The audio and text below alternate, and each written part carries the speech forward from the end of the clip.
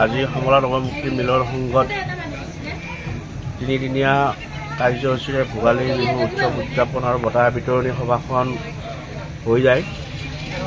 আজি এই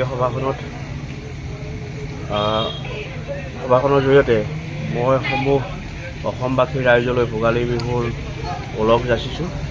সকলোৰে সুস্বাস্থ্য আৰু দীৰ্ঘায়ু কামনা কৰিছোঁ।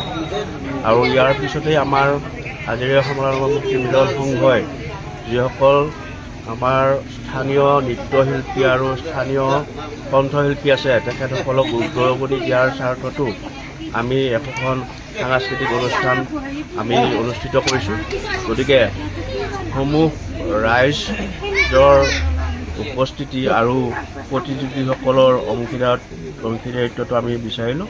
যিহেতু আমাৰ প্ৰতিযোগিতামূলক এই নৃত্যবিলাক হ'ব, গতিকে প্ৰতিযোগীসকলকো আহি আমাৰ এই নৃত্যত যোগদান কৰিবৰ কাৰণে অনুৰোধ জনালোঁ। ধন্যবাদ।